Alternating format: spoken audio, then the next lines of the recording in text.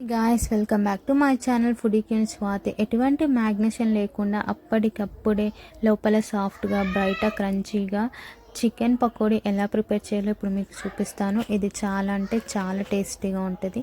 5 మినిట్స్లోనే మనకు అయిపోతుంది. దీనికి ముందుగా నేను పావు కిలో చికెన్ తీసుకొని బోన్లెస్ది బాగా కడుక్కొని ఇప్పుడు 1 టీ స్పూన్ కారం, 1 టీ స్పూన్ ధనియాల powder, 1/2 teaspoon garam masala, మన దగ్గర ఉంటే కొంచెము చికెన్ మసాలా వేసుకొని టేస్ట్ బాగుంటుంది. ఇంకా 1/2 టీ స్పూన్ సాల్ట్, కొంచెం పెప్పర్ వేసుకోండి. 1/2 టీ స్పూన్ అంత పెప్పర్ అయితే సరిపోతుంది.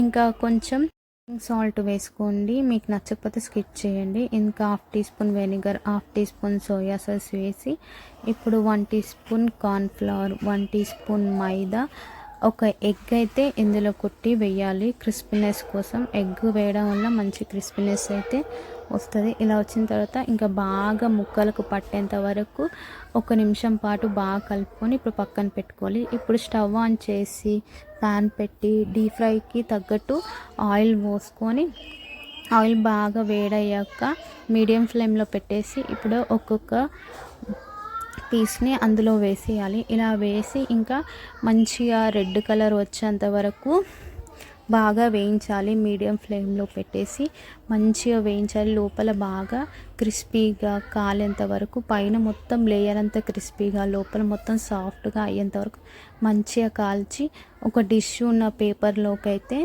వీటిని తీసుకోవాలి. ఒకవేళ ఎక్స్ట్రా ఆయిల్ ఏదైతే ఉంటుందో అది డిష్లోకి వెళ్ళిపోతుంది అన్నమాట. ఇలా వేసినాక ఇప్పుడు ఒక ప్లేట్లోకి టమాటా కెచప్తోన సర్వ్ చేసుకుంటే టేస్టీ అయిన చికెన్ పకోడీ అయితే రెడీ. ఈ వీడియో నచ్చితే